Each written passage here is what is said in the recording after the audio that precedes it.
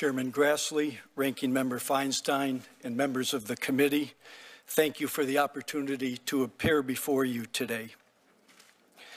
The United States is the world's sole superpower and single largest economy, but our prosperity and place in the world are at risk because the Chinese government and its proxies are aggressively exploiting our nation's economy, technology, and information. I believe this is the most severe counterintelligence threat facing our country today. Quote, there's no question that trade uncertainty is contributing to the slowdown in our economy. So what does Pat Toomey want me to do? Does he want me to say, let me put my hands up, China, continue to rip us off? Just continue, Pat. Continue to rip us off. Let me give up right now, China, even though we're winning. Let me give up right now. You continue to take out $400, $500, $600 billion out of our hide. Continue to steal our intellectual property. Continue to do all of the other horrible things you've been doing to us for 30 years. You continue, and I'm going to come back to you.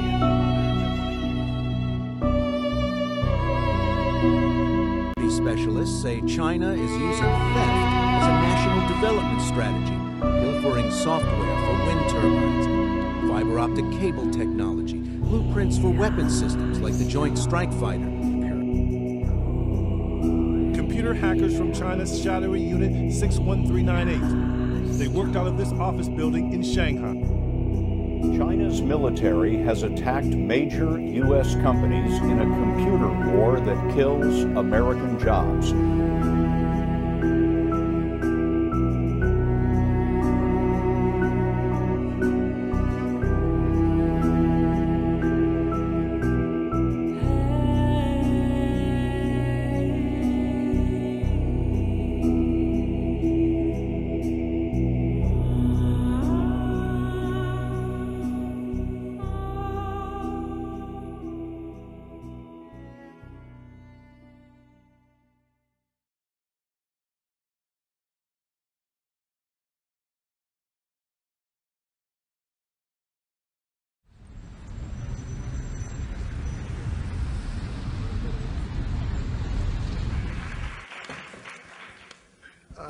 I'm Robert Rosencrans, Chairman of Intelligence Squared. With me is Dana Wolf, our executive producer, and it's my pleasure to welcome you tonight. This is the final debate, the 8th debate of our inaugural season.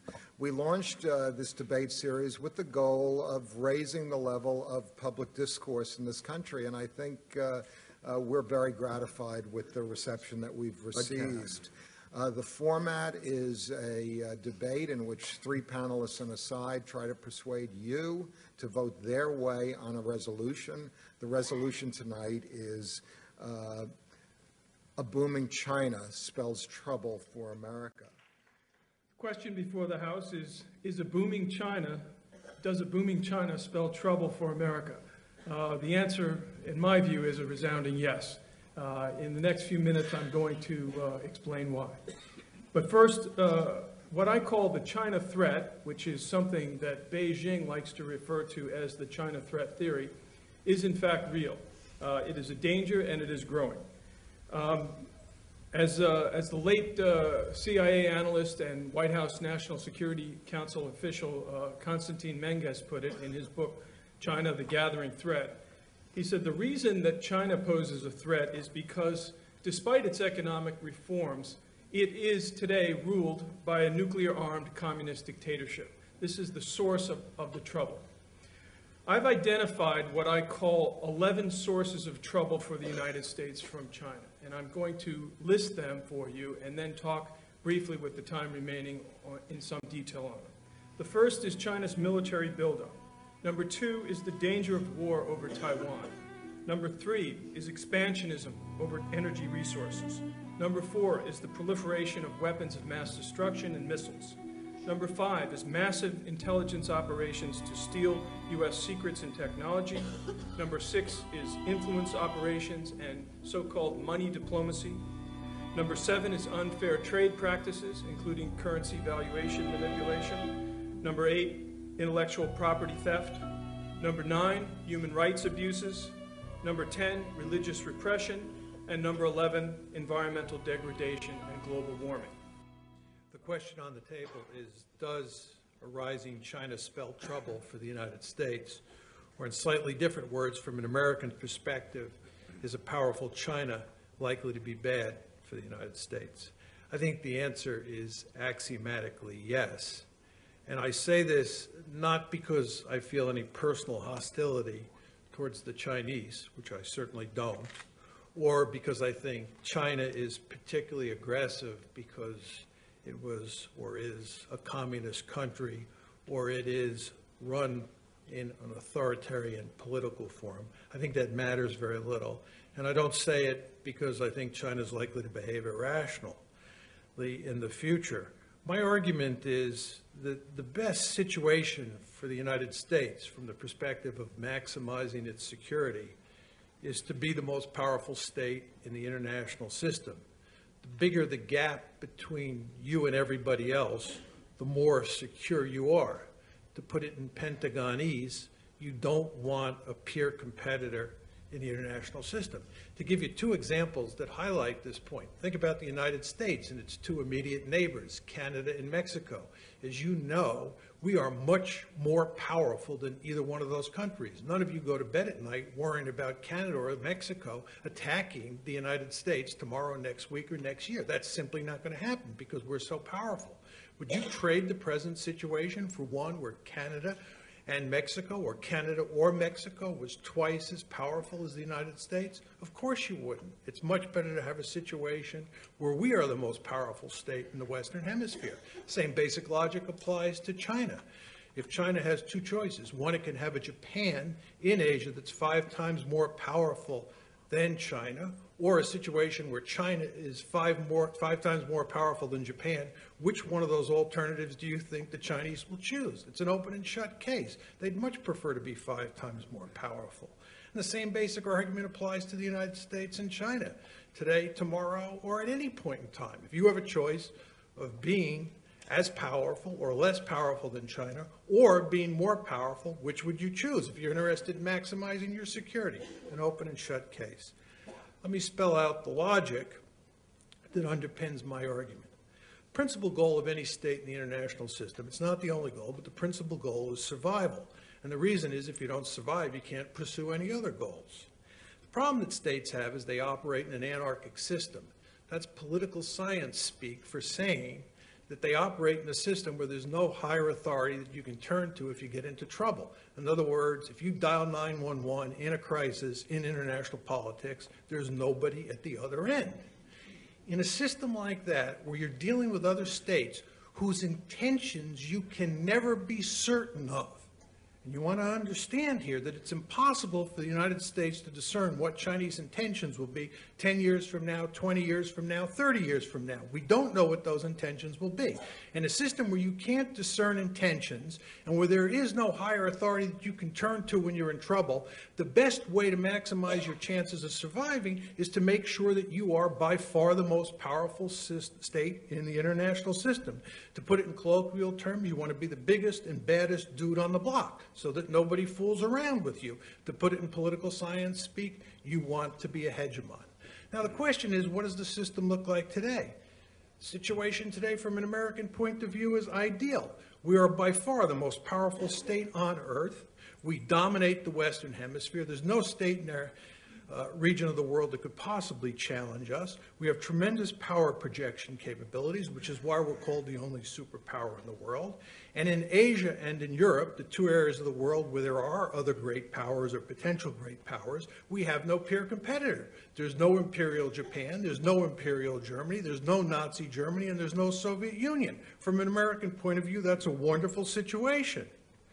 Now, what is the future going to look like if in, say, 20 years, China continues to grow economically the way it has grown over the past 20 years? What you're going to get is a country that's economically pretty close to being as strong as the United States. And you could rest assured that China's going to turn that economic might into military might. They'd be foolish if they didn't. You'll then have a country that's roughly the military equivalent of the United States, or at least close to it. that country is going to try to dominate Asia the way the United States has successfully dominated the Western Hemisphere. They'd be fools to do otherwise. Do you think the Founding Fathers and their successors in this country were fools because they attempted to establish and did establish hegemony in the Western Hemisphere? Of course not. They did it for good security reasons. The Asians will do the same. The Chinese will do the same thing in Asia. We have a Monroe Doctrine here in the United States. Most of you know it very well. We basically tell the European and Asian great powers that they have to stay out of our hemisphere. We don't want them here. Don't you think the Chinese are going to feel the same way in Asia when they're powerful enough to think about dominating Asia? Furthermore, they're going to develop significant power projection capability, just like we have developed significant power projection capability. They're going to develop a blue water navy, and that navy is going to be designed to go into the Middle East, much the way our navy is designed to go in the Middle East. When I was a young boy, my mother used to say to me, what's good for the goose is good for the gander. If it's good for the United States, why don't you think it'll be good for China to try and dominate Asia and to try and develop significant power projection capability? Of course, this all raises the question then, how is the United States likely to react? It's very simple. We have a clear record here on how we react when other countries try to dominate either Europe or Asia. We go to great lengths to stop them. Imperial Germany, Imperial Japan, Nazi Germany, and the former Soviet Union. They're all on the scrap heap of history, and we played a key role in putting them there. The United States will not tolerate a situation where China tries to dominate Asia.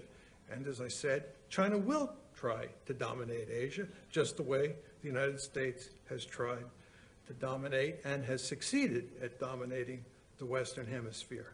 What is my bottom line here? My bottom line is straightforward.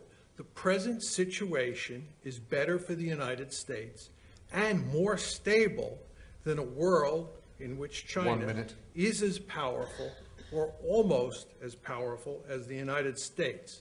In other words, if China rises, trouble is in store for the United States. Thank you. Jim McGregor. Now, John Mearsheimer for the motion. Ambassador Roy made the point that Chinese leaders today don't think about dominating Asia. And I think he's correct. They don't. And the reason that they don't is because they do not have the wherewithal or anything near the wherewithal to think about dominating Asia.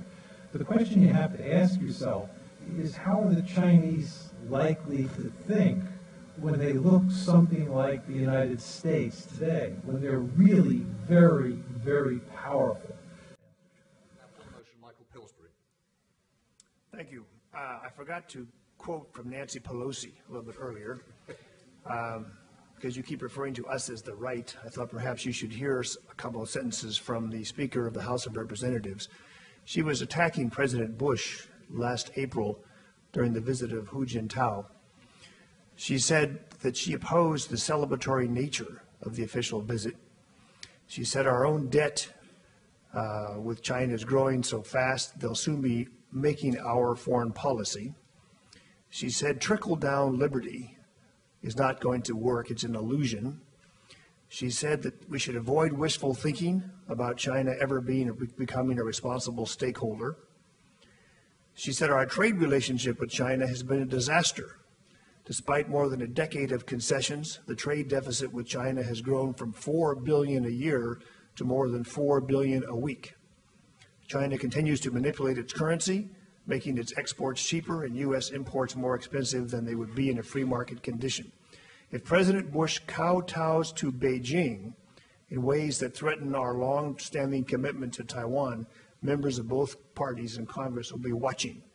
She concluded by saying the American people want an administration to show resolve in standing up to Beijing. So all of you supporters in the audience of George Bush, be sure to vote for the other team.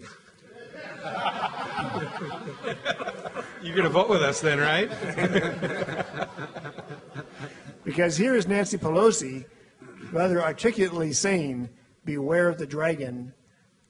The boom in China spells trouble for America.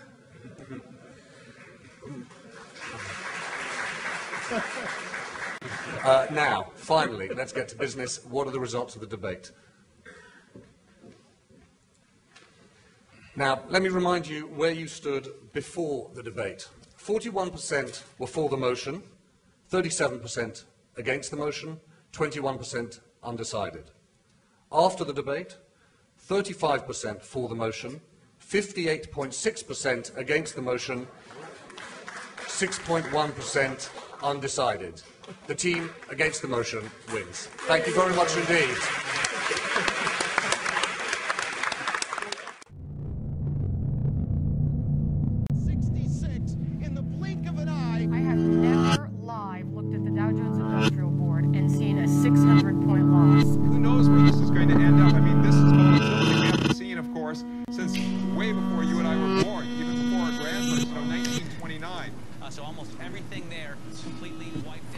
Good evening. This is an extraordinary period for America's economy. Over the past few weeks, many Americans have felt anxiety about their finances and their future. I understand their worry and their frustration. We've seen triple-digit swings in the stock market.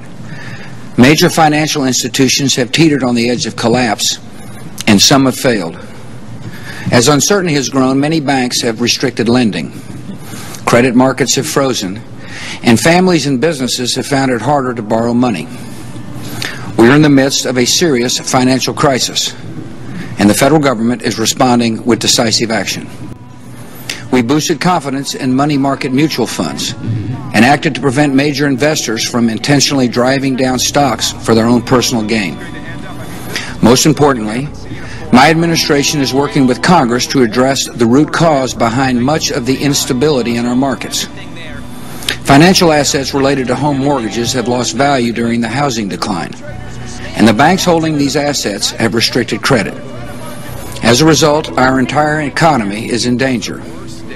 So I propose that the federal government reduce the risk posed by these troubled assets and supply urgently needed money so banks and other financial institutions can avoid collapse and resume lending. This rescue effort is not aimed at preserving any individual company or industry. It is aimed at preserving America's overall economy.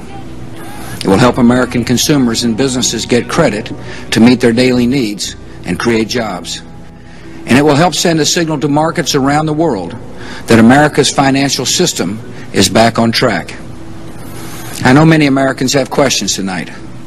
How did we reach this point in our economy? How will the solution I propose work? And what does this mean for your financial future? These are good questions, and they deserve clear answers. First, how did our economy reach this point? Well, most economists agree that the problems we are witnessing today developed over a long period of time.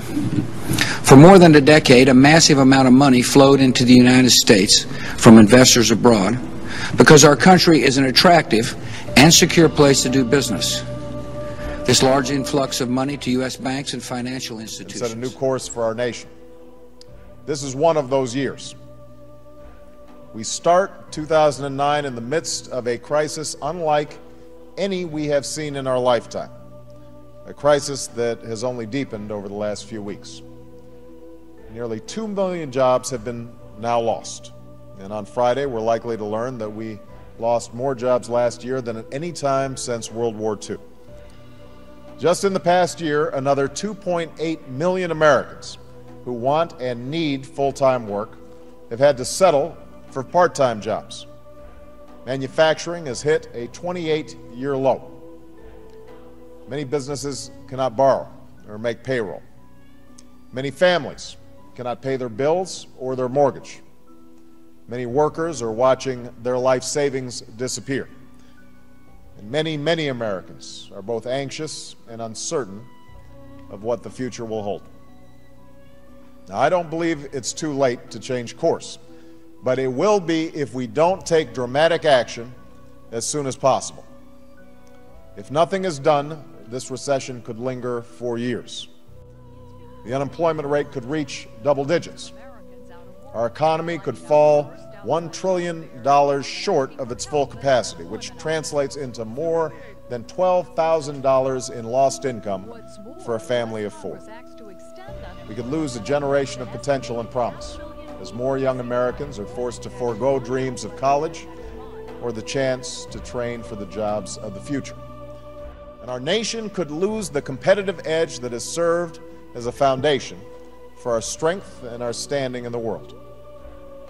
In short, a bad situation could become dramatically worse. This crisis did not happen solely by some accident of history or normal turn of the business cycle, and we won't get out of it by simply waiting for a better day to come or relying on the worn-out dogmas of the past. We arrived at this point due to an era of profound irresponsibility that stretched from corporate boardrooms to the halls of power in Washington, D.C. For years, too many Wall Street executives made imprudent and dangerous decisions, seeking profits with too little regard for risk, too little regulatory.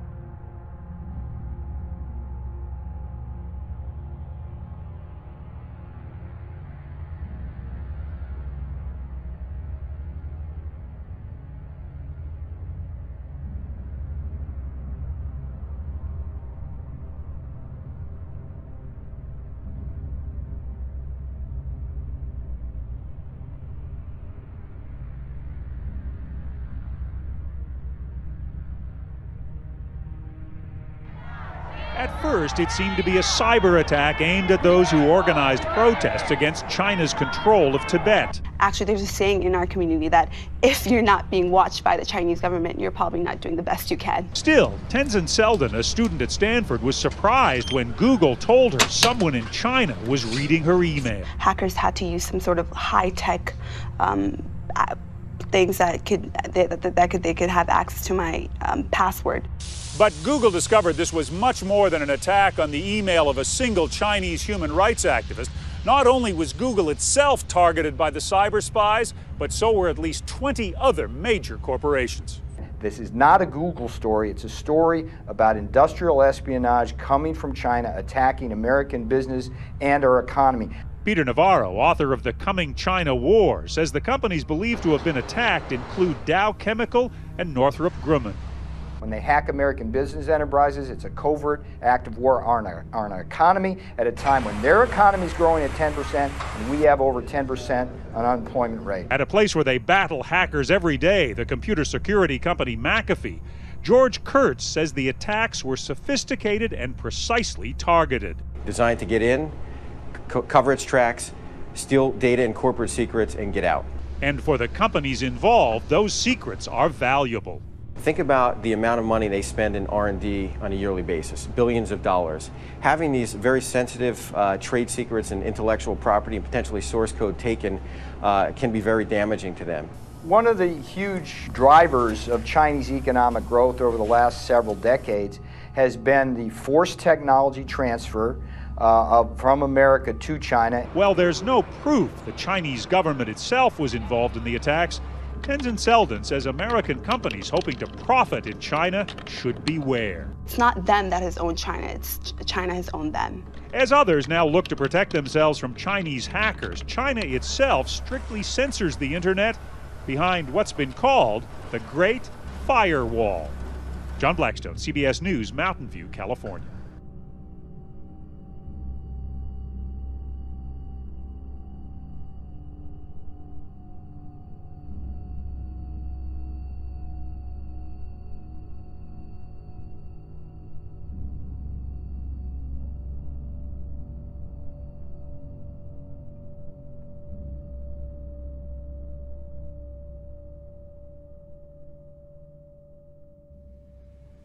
The recently revealed Russian spy ring sounded like something out of a Cold War thriller.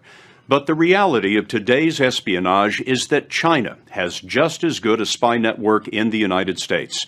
And tonight, you are going to see a Chinese spy caught red-handed taking American military secrets from an employee of the Defense Department. If China is the Asian dragon, then it has awakened to compete with the United States all around the world for resources, markets, and strategic advantage. As we showed you when we first broadcast this story earlier this year, the Chinese are also shopping for information, ranging from U.S. nuclear weapons designs to the inside deliberations of the Obama White House. Because of the nature of espionage, you never get a look at this clandestine underworld. But recently, the FBI recorded a Chinese agent stealing America's secrets. There's a nice Thai restaurant out there. Oh, okay. This is what espionage looks like. The man driving the car is Greg Bergerson. He's a civilian analyst at the Pentagon with one of the nation's highest security clearances. His companion is Tai-Shin Kuo, a spy for the People's Republic of China. This is Guo in an FBI surveillance photo. He was born in Taiwan, but he's a naturalized American citizen who owns a number of businesses in Louisiana. And this is Bergerson, who worked at the Pentagon's Defense Security Cooperation Agency, which manages weapons sales to U.S. allies. Bergerson knew a secret that the Chinese desperately wanted to know. What kind of weapons was America planning to sell to Taiwan, the rebellious Chinese island that mainland China wants to reclaim?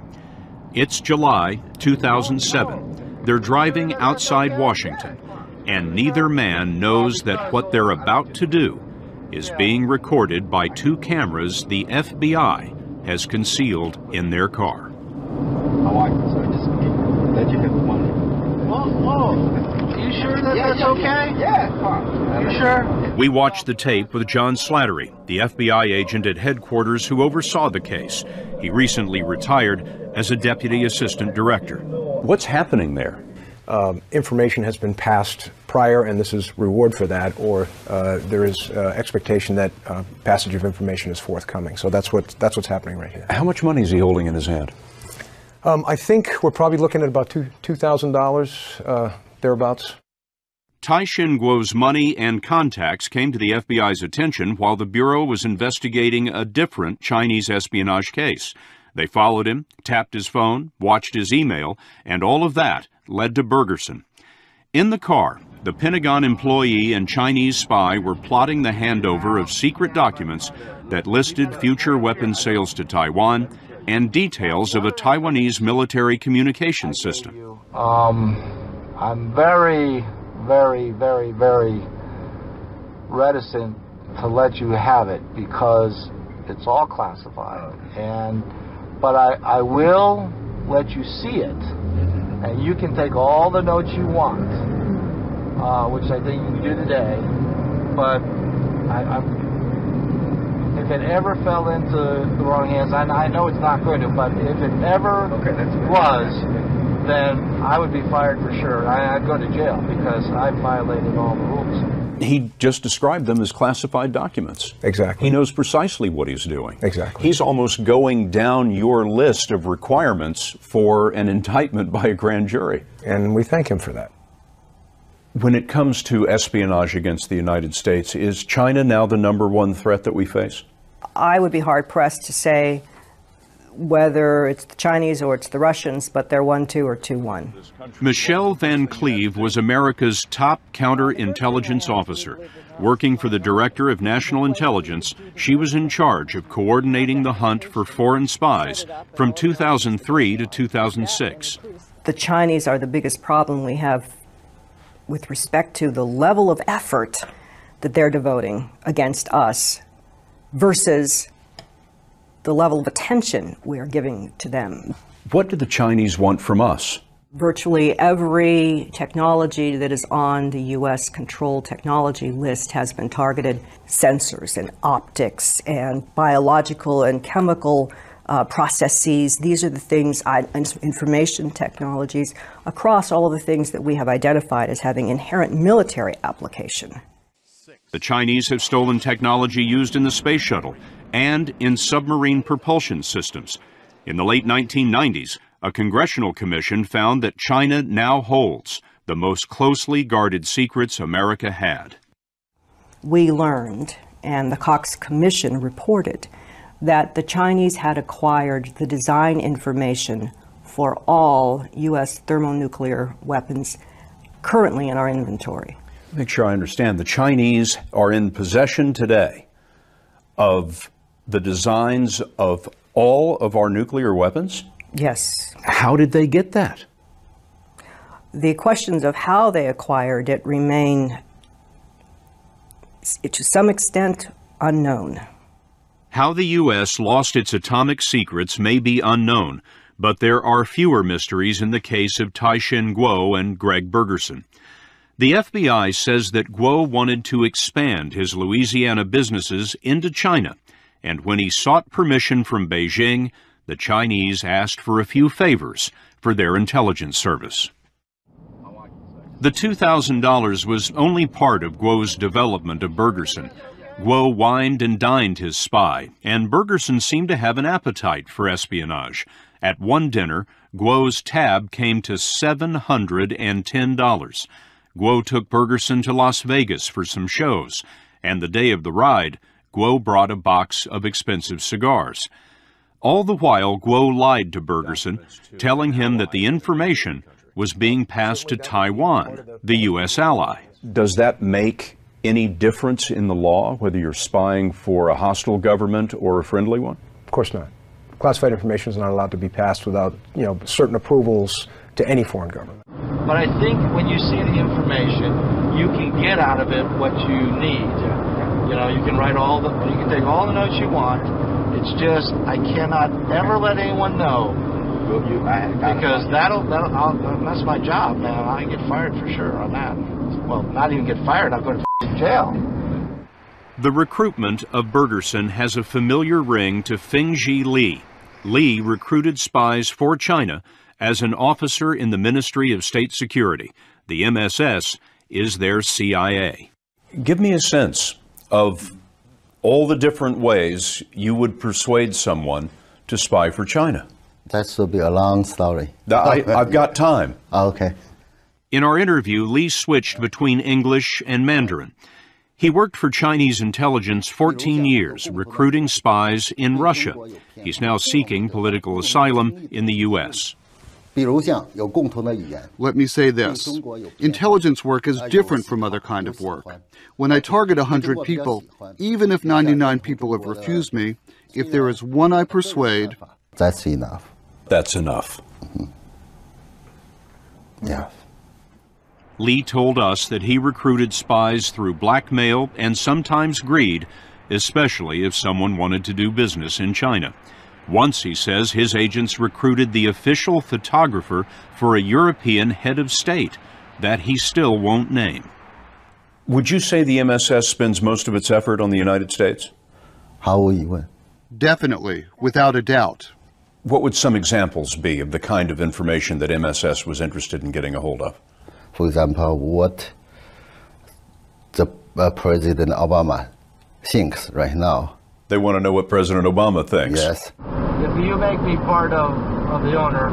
Thanks to Greg Bergerson, the Chinese were about to find out just what sort of weapons America intended to sell to Taiwan. The day of that car ride, Bergerson drove Kuo and the secret documents to a restaurant outside Washington, D.C. Inside the restaurant, Kuo copied the secrets by hand. Out in the parking lot, Bergerson waited with a glass of wine, one of those cigars, and the FBI in tow. As they left, Bergerson just couldn't stop talking. But I will be very careful to keep my tracks, of course, clean and no fingerprints. Just like these documents, no fingerprints. I can't afford to lose my job. Later, Kuo left the U.S. for Beijing, but while he waited for his flight, federal agents got into his bags, photocopied his handwritten notes, and put them back. Kuo's notes matched the secret document on the right. But John Slattery, who oversaw the case for the FBI, told us the Bureau didn't make arrests until 6 months later. But I mean, this is drop-dead evidence. and espionage is occurring. Why didn't you arrest them sooner than that? Well, these investigations are tremendously complex and tremendously difficult to begin with. The Department of Defense wants you to stop it right away. Please, sooner than later. But the FBI says, listen, we want to make sure we can sustain a conviction here, and are there other players in this? Turns out there were other players. Guo had another source inside the Pentagon, and Guo was connected to spies on the West Coast who were giving up U.S. space and naval technology. Presumably, the U.S. is doing the same kind of spying in China, but Michelle Van Cleve says America has so much more to lose. I think we're a real candy store for the Chinese and for others in terms of technology and commercial products or other proprietary information, and so we will always be the principal target for them. What is the most serious damage that Chinese espionage has done to the United States? It's the totality of the collection effort. Take a case like this, or cases like this, traditional espionage, penetration of the interior. Couple that with industrial and economic collection. Couple that with cyber. It greatly concerns me. It greatly concerns me. Well, I hope this all works out. I mean, you are helping me a lot here, but I don't want anyone to know about our relationship or anything, because she get me in a lot of trouble. Bergerson kept saying, I could go to jail, and both men did. In 2008, prosecutors showed them this tape, and they pled guilty. Bergerson got almost 5 years for communicating national defense information. Guo, a naturalized American citizen, is in a U.S. prison doing 15 years for espionage. Prison may have been the best option Bergerson had, because after he left the car, Guo pulled out his own tape recorder. We'll never know why he taped the damning conversation, but it is classic spycraft to use blackmail to get at ever deeper and deeper secrets. For every case that is broken, like the Bergerson case, for example, how many others are there that we have no idea about? Oh, isn't that the important question? You never know what you don't know. But certainly we have seen such an extensive range of activities by the Chinese that it should make you very uncomfortable. Since our story first aired, Tai-Shin Guo's sentence was cut by 2/3, partly because of his cooperation and partly because the judge felt that the damage to national security was limited. He's now scheduled to be released a few months before Greg Bergerson.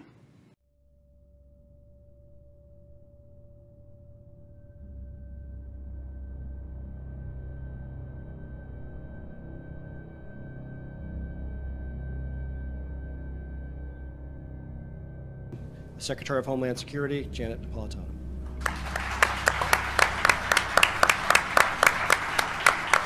This year, ICE entered into formal agreements with China and the Republic of Korea to combat IP theft. And these partnerships are producing results. China recently initiated a 6-month campaign to combat IPR infringement, focusing on better monitoring of the sources of production, improved border security, and increased enforcement and public awareness. In Afghanistan, a large-scale assault in one of the most violent regions of the country left 6 American soldiers dead this week. And our Mike Betcher was the only reporter on the scene. He was on patrol with U.S. troops during the attack, and he filed this report for us. Sharon, I've just returned from the front lines of what is turning out to be the most significant battle of this year between U.S. forces and the Taliban. It is being waged high in the mountains on the Pakistan border with Afghanistan in Kunar province. That fight is being carried to the Taliban by the No Slack battalion of the Baston Brigade of the 101st Airborne against a force of several hundred Taliban.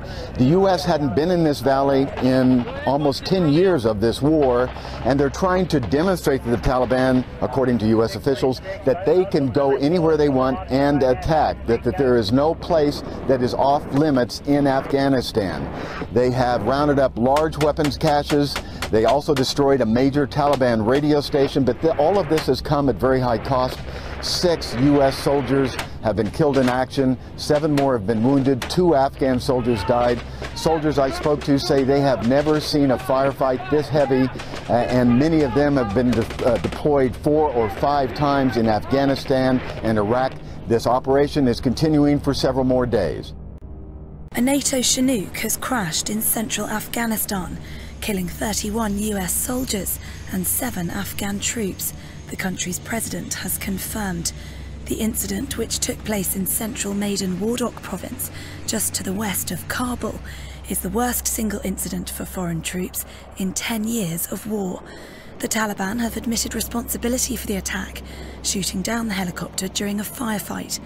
The group also said that 8 insurgents had been killed during the fighting. It comes only 2 weeks after the start of a gradual process of handing security responsibility from foreign forces to Afghan troops and police.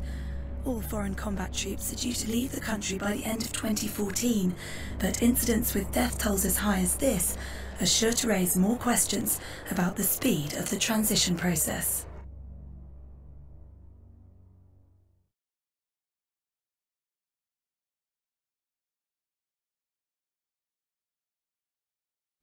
创新可以说是世界各国都在奋力追求的好事儿，但中国许多评论人士则认为，什么好事儿只要到了中国，就难免变得邪乎起来，甚至可以邪乎得厉害。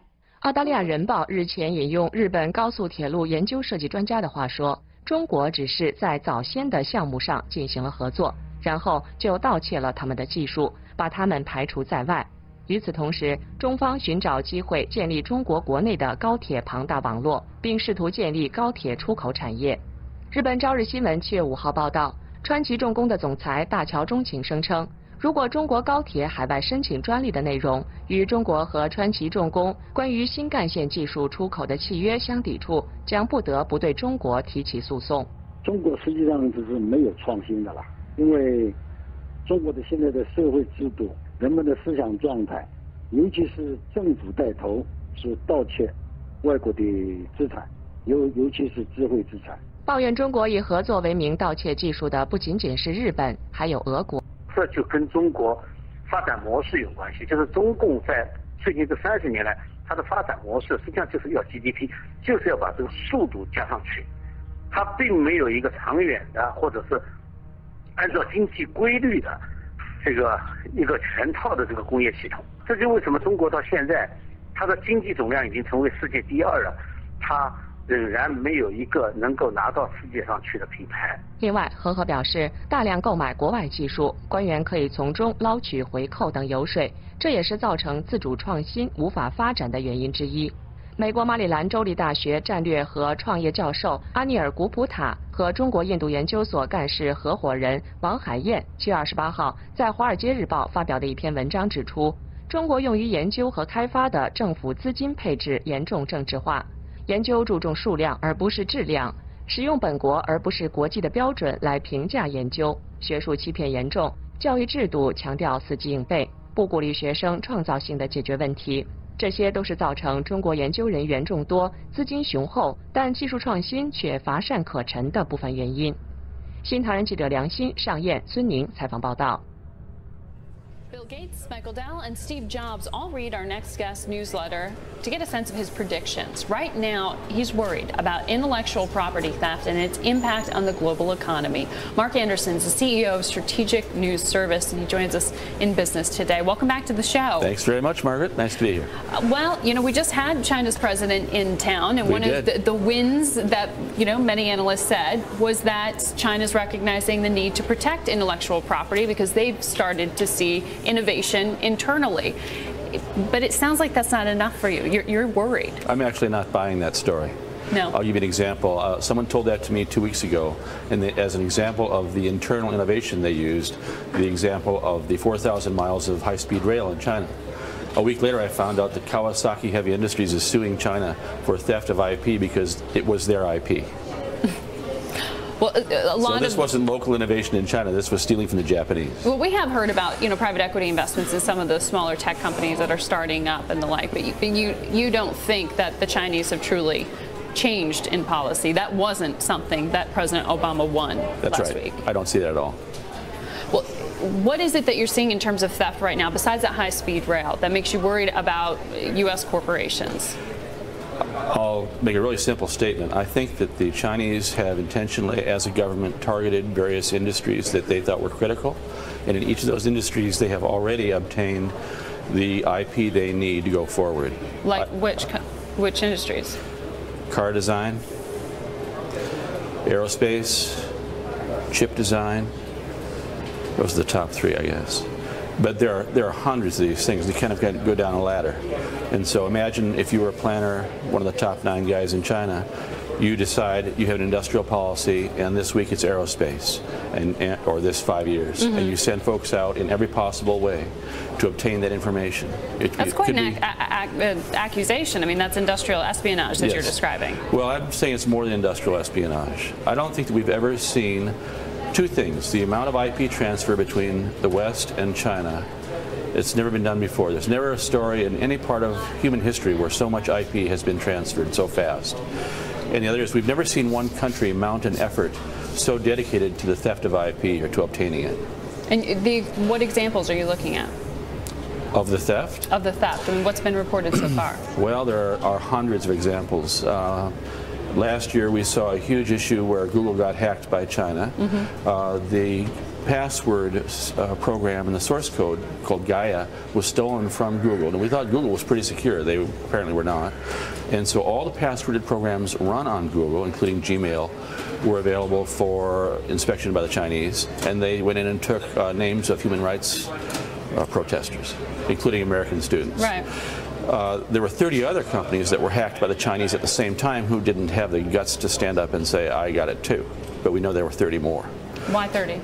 That was the number that Google released. So I think Google knew that number. We have seen the Department of Defense put out some commercial press releases to corporate chiefs saying the level of attack by China has reached unprecedented levels on both DoD-related sites and on commercial sites. So we're getting warnings from the Defense Department that they're seeing this. We see this in other countries. We see it in Britain, see it in Europe, we see it in Japan. There are, I mean, I can go on and on. You know, Ford just got arrested someone who had been a 10-year employee who stole 40,000 documents on transmission design from Ford and sent them to Shanghai. Someone was convicted 2 days ago in Hawaii for stealing intellectual property from the U.S. Well, we heard from the president just last night, calls for competitiveness to keep up with China. But in terms of investment that this country is making, he cited national broadband as a real initiative. Yes. I mean, how much of a game changer is that for you? Huge. The largest game, from a technology perspective, the largest game changer economically you could possibly put into place is general national broadband. The Australians understand this, and they're doing it now. There are many other countries that have done it. We used to be fairly high on the list because it was early in the game, but as other governments understand how important this is, we keep falling. And this is just the pipes to get on the internet. It's treating it like utility. Exactly. What it does is it frees up every business, every student, every citizen to be connected to the global knowledge base, wherever it is, and to do commerce on that knowledge base. So in that way, you thought this was a win for technology last night? Yes, absolutely. All right. You always come on with fascinating ideas. Thank you so much, Mark Anderson.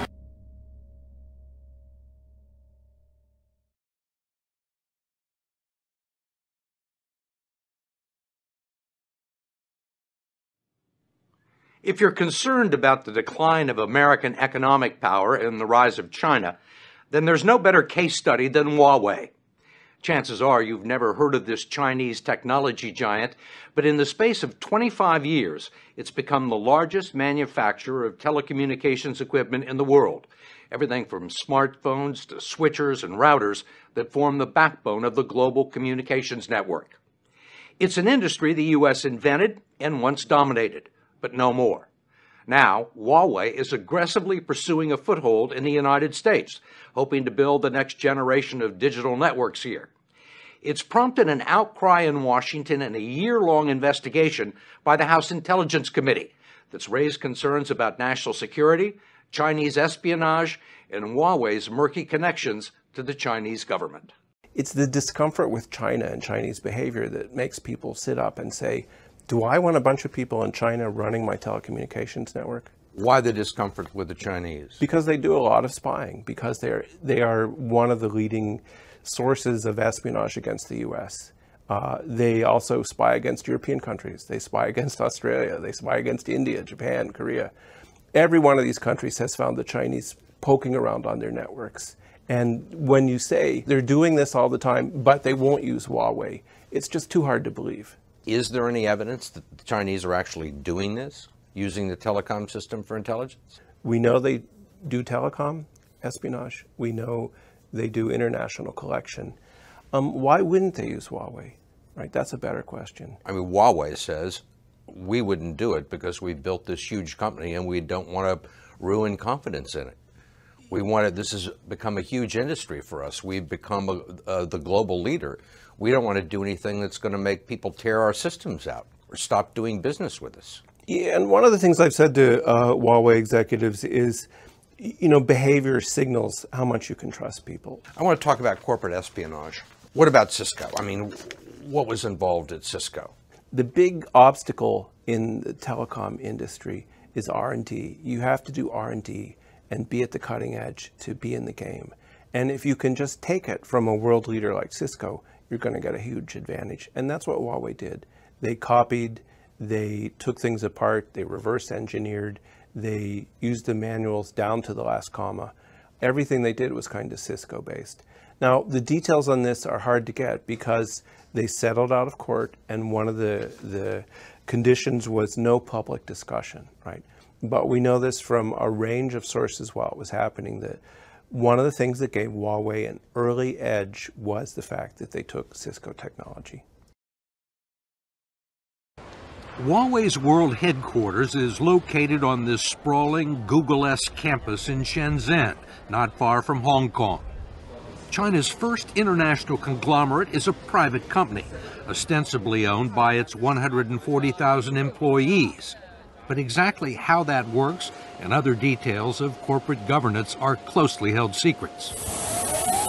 What we do know is that Huawei is now the world leader in designing and building fourth-generation communication networks, known as 4G, the latest technology for moving high volumes of phone calls, data, and high-definition video. Its innovative, low-cost systems have already captured markets in Africa, Latin America, and Europe. Now, with Huawei eyeing potential customers in the U.S., congressional leaders and the national security establishment are doing everything they can to prevent it from happening. Do we trust the Chinese? If I were an American company today, and I'll tell you this as the chairman of the House Permanent Select Committee on Intelligence, and you were looking at Huawei, I would find another vendor. If you care about your intellectual property, if you care about your consumers' privacy, and you care about the national security of the United States of America. Republican Congressman Mike Rogers and the ranking Democrat on the House Intelligence Committee, Dutch Ruppersberger, believe that letting a Chinese company build and maintain critical communication infrastructure here would be a serious mistake. One of the main reasons we're having this investigation is to educate the citizens and business of the United States of America in the telecommunications world. Once you get the camel's nose in the tent, you can go anywhere. Their overriding concern is this, that the Chinese government could exploit Huawei's presence on U.S. networks to intercept high-level communications, gather intelligence, wage cyber war, and shut down or disrupt critical services in times of national emergency. This is a strategic industry, and it's like aircraft or space launch or computers, IT. It's a strategic industry in the sense that an opponent can gain serious advantage, can gain serious benefit from being able to exploit the telecommunications network. Jim Lewis has followed Huawei's explosive growth for years, from the State Department and the Commerce Department, where his job was to identify foreign technologies that might pose a threat to national security. How did they get so big and so cheap so quickly? Two answers. First, steady, extensive support from the Chinese government. If you're willing to funnel hundreds of millions, maybe even billions of dollars to a company, they're going to be able to grow. The second reason is industrial espionage, and Huawei was famous in their developing years for taking other people's technology. You mean steal it? I guess technically, yes, it would be theft. Cisco accused Huawei of copying one of its network routers right down to the design flaws and typos in the manual. And Motorola alleged that Huawei recruited its employees to steal company secrets. Both cases were settled out of court, but the Pentagon and the Director of National Intelligence have identified Chinese actors as the world's most active and persistent perpetrators of economic espionage. Huawei is Huawei. Huawei is not China. Bill Plummer is the American face of Huawei, the company's U.S. Vice President of External Relations, and the only executive the Home Office in Shenzhen would let us speak to. We met him at Huawei's North American headquarters in Plano, Texas. We have the responsibility to clean up 10 years of misinformation and innuendo. What's the misinformation and innuendo? The suggestion that a company, by virtue of its heritage or flag of headquarters, is somehow more vulnerable than any other company to some sort of mischief. Plummer told us that Huawei is just another multinational corporation doing business in the United States, no different than Siemens, Samsung, or Hyundai. This room is a clean room. He says Huawei buys $6 billion in components from American suppliers every year and indirectly employs 35,000 Americans. And he says that the latest telecom gear Huawei hopes to sell in the U.S. poses no threat. One national security expert said that if you build a network like this in another country, you basically have the keys to intercepting their communications. Is that a true statement? Part of that might be a little bit fantastical, but Huawei is a business in the business of doing business. $32.4 billion in revenues last year across 150 different markets. 70% of our business outside of China. Huawei is not going to jeopardize its commercial success for any government, period. What's the relationship between Huawei and the Chinese government? We have a Beijing office. So, we're a regulated industry the same as we are here. You need to be able to interface with government. So you're saying the Chinese government has no influence over Huawei? We're another business doing business in China. If you look at Huawei, it looks like just a big international company with an American face. Yep, and that's the intent. Until last spring, Chris Johnson was the CIA's top analyst on China, and he's briefed the last three presidents on what's been happening behind the scenes in Beijing. He tells a different story than Huawei's Bill Plummer. The problem, I think, is really it boils down to an issue of will the company take some steps to make themselves, more transparent about their operations and what their ultimate goal is, especially this relationship with the Chinese government, with the Chinese Communist Party, and with the People's Liberation Army. Johnson says the military has always played a role in Chinese telecommunications, and that Huawei's reclusive CEO served as an Army major in telecommunications research before he retired and founded Huawei, supposedly with a few $1,000s in savings and no help from the Chinese government. What can you tell me about the guy that runs this company? Ren Zhengfei. Yeah, he's a very mysterious figure. And, there really isn't that much known about him. Has he ever given an interview? Not that I'm aware of. Of course, it does then generate a lot of these concerns about why won't he give an interview? Why won't he say something about, his role in the company or his philosophy for how the company operates? Unlike Western companies that are usually regulated and scrutinized, about the only entity privy to the inner workings of Huawei is a Communist Party committee which has offices inside the company's headquarters. At the end of the day, the Communist Party controls the entire economy. They ultimately decide who the winners and losers are. The ultimate leverage that they have over these type of companies is that they can, launch a corruption investigation against the chairman, for example. If the Chinese government told Huawei that they wanted them to spy on the U.S. telecommunications system and extract information, could Huawei say no? It'd be very difficult for them. Yeah, given the nature of their system. It's a different system than ours. Here, companies are used to, throwing their weight around and telling the government what to do. In China, a company is a chia pet. The state tells them what to do, and they do it. There's no hard evidence that that's happened with Huawei, but the Obama administration has been unwilling to take the risk.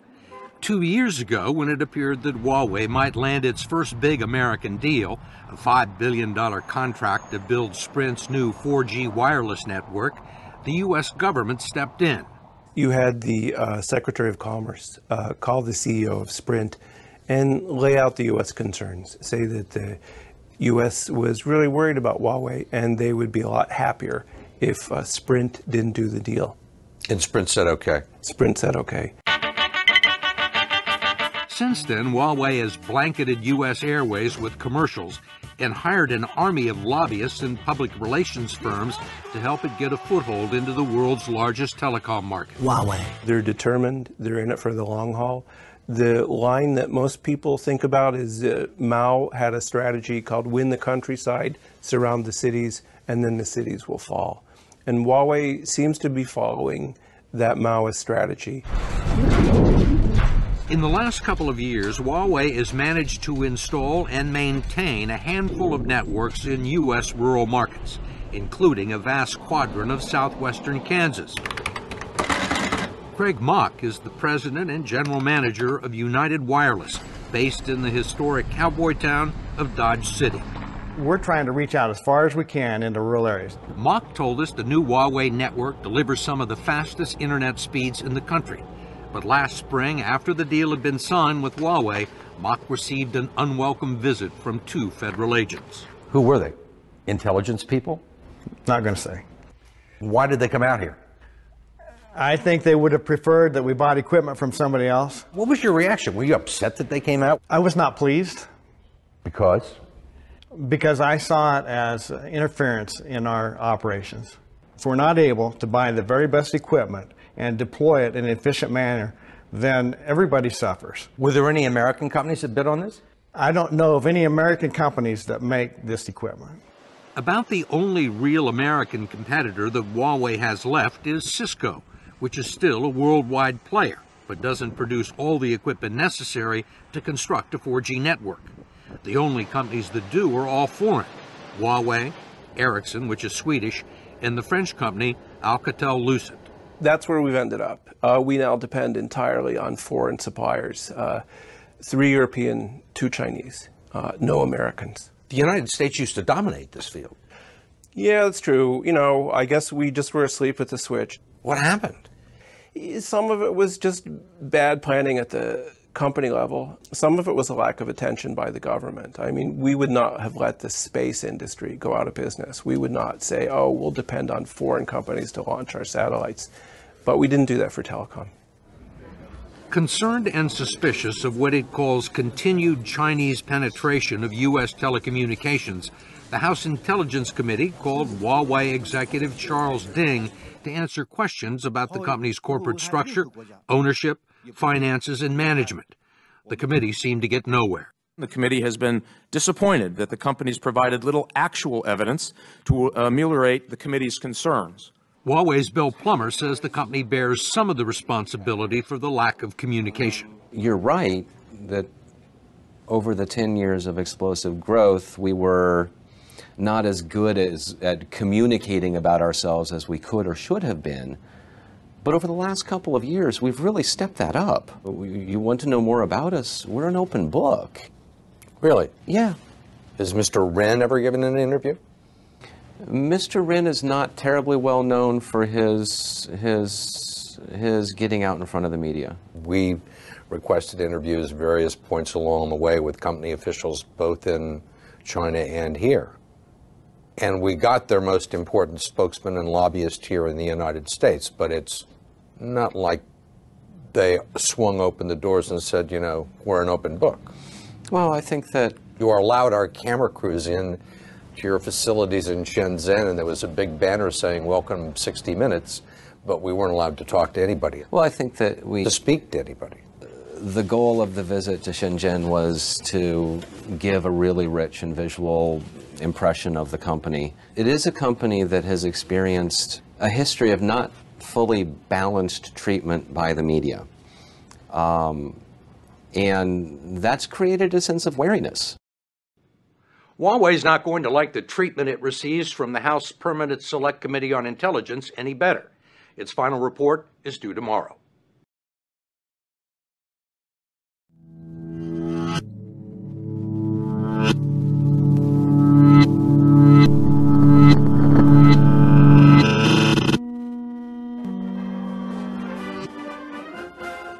China leaders past, present and future. President Hu Jintao led the Communist Party elite onto the stage. Behind him his predecessor Jiang Zemin. Joining them, the anointed successor Xi Jinping. But Hu has a stern warning. The days of power and privilege could be under threat. Combating corruption and promoting political integrity is a major political issue, he says. If we fail to handle it, it could prove fatal to the party, cause the collapse of the party and the fall of the state. Listening on, the more than 2,200 delegates to the party congress. Every 5 years they meet, mapping out a new direction for a country that is now the world's second biggest economy. Challenges are rising, economic growth slowing, the gap between rich and poor growing wider, and the Chinese people anxious and angry. President Hu Jintao says there is much unfinished business. The party must listen to the people. We should attach greater importance to improving the system of democracy and diversifying the form of democracy to ensure that people conduct democratic elections. And this man must meet these challenges. Xi Jinping is the anointed next party leader, expected to be appointed at the end of the Congress. Barely known outside the Communist Party, Xi is about to become one of the most powerful men on the planet. Xi Jinping is in many ways an unknown commodity. He's risen to the top of the Chinese system by being very, very careful not to disclose what he really thinks. Xi's journey begins in the tumultuous era of Mao Zedong. His father, a revolutionary hero, Xi, one of the so-called party princelings. China watchers inside the country say his priority will be the survival of the Communist Party. This is a generational change at the top of the Communist Party. It only happens every 10 years. And to listen to the words of President Hu Jintao, unless they get it right, they may not have too many more chances. Stan Grant, CNN, Beijing.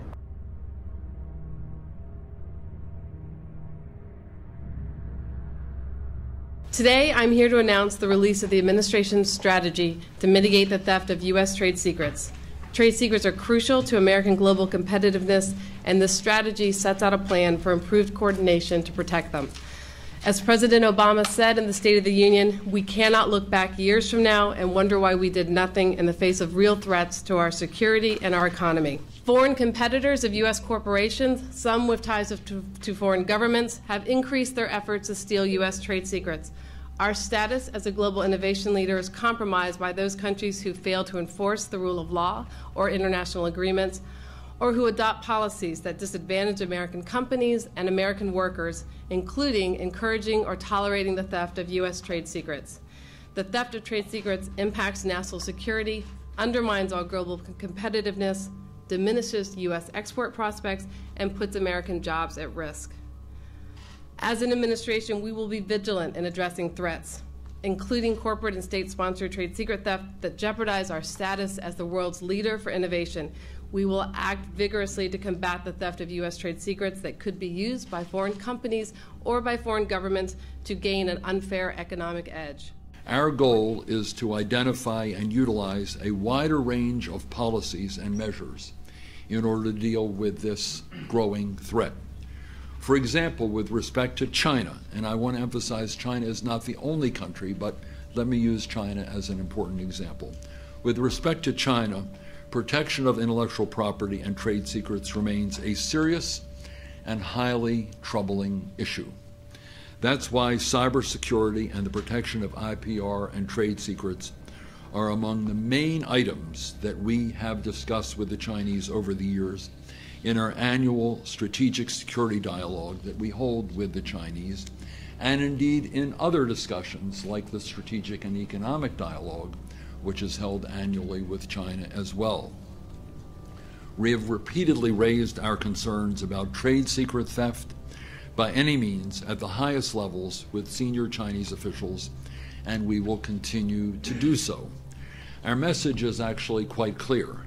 The protection of intellectual property rights and trade secrets is critical to all rights holders, whether they be from the United States or whether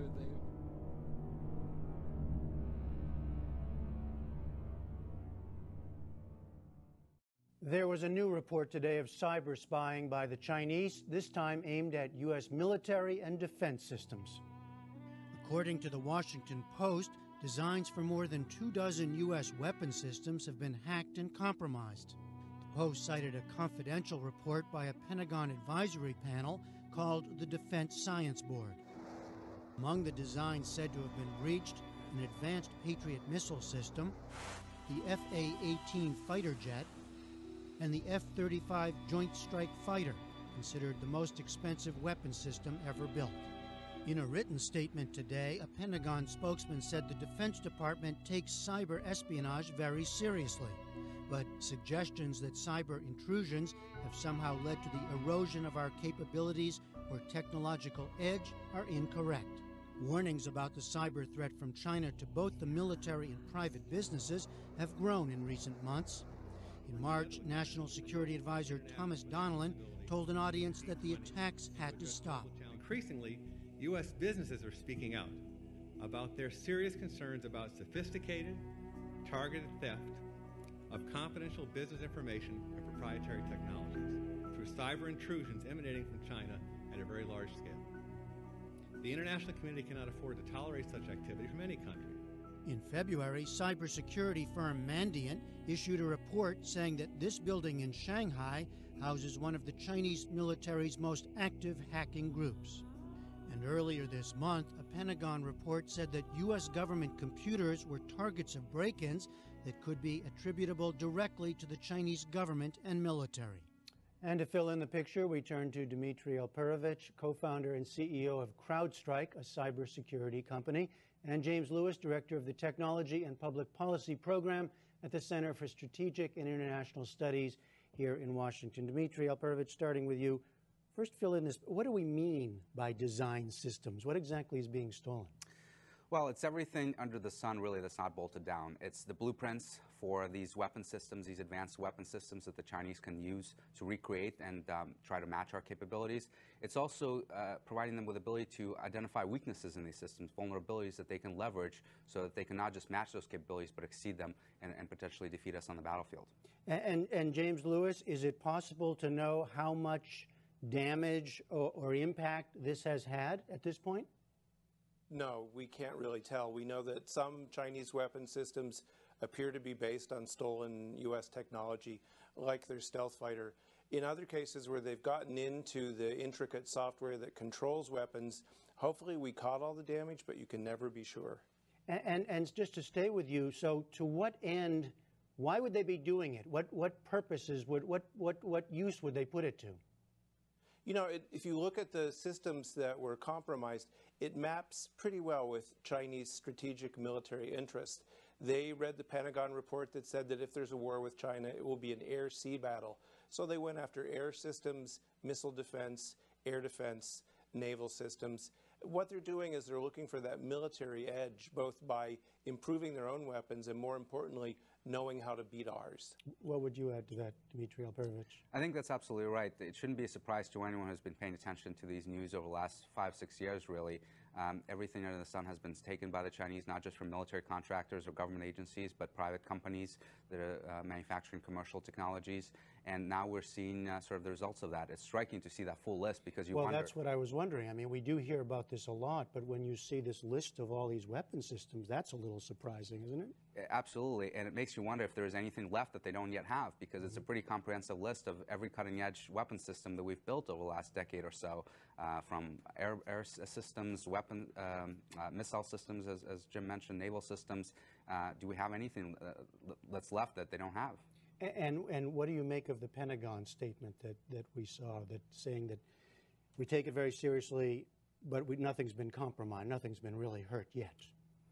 Well, I think it's always very difficult to estimate exactly how this information is going to be used. In fact, one can say that the Chinese have stolen so much that you really wonder if they can leverage and actually understand everything that's being taken, because it's a massive problem on their end just to analyze all this data. But there's no question that even if a fraction of that information is going to be put to good use, it will have damaging impact to our national security. Well, Jim Lewis, that was my next question, is how easy is it for them to take what they get through the cyber espionage and learn about a particular design and then actually turn it into a weapon system? I was kind of happy when I saw they'd taken the V-22 Osprey because it's expensive and it took us years to figure out how to make it work. What you see is a lag between the time the Chinese acquire the technology and the time they're able to introduce a competing product or a competing military system. For example, stealth fighter technology was probably taken in 2002, and it was 6 or 7 years later before they could field a fighter. So they don't have the capability to absorb all this. They're improving rapidly. A lot of this is their own indigenous investment, but they've got a lot of information that they don't yet know how to take advantage of. Does that sound right to you? Absolutely, but the other point that you need to be concerned about is that it's not just that they're taking this and duplicating, it's what weaknesses are they finding in those systems that they can actually use to defeat those weapon systems. They may not need to build a V-22 Osprey, but when they face one, they sure may know how to beat it. Mm-hmm. What about where are the vulnerabilities in our system? I mean, in terms of the ability for the cyber spying to get these designs, is it at the defense contract level? Is it at in the Defense Department itself? Is it everywhere? It's really throughout. The reality of cyberspace is such that offense will always be dominant. When someone wants something bad enough, they'll always be able to get it, whether they do it through traditional cyber espionage or through traditional spying or through cyber espionage. And that's what we're seeing is that there hasn't been a network connected to the internet that hasn't been infiltrated if that network has something of value. Jim Lewis, what's your answer to that? It's interesting to see how the targeting has changed because DoD suffered significant losses, we can tell. They made a move to harden their networks, make them harder targets. And so whoever was spying on them, the Chinese, then switched to the prime contractors, the big defense contractors. DoD then went and worked with the contractors, got them to harden their networks, and the Chinese switched to the subcontractors. And now DoD's working with the subcontractors. It looks like the Chinese are switching to some of our foreign partners. So they're determined, they're inventive, and every place we close up a hole, they find a new one.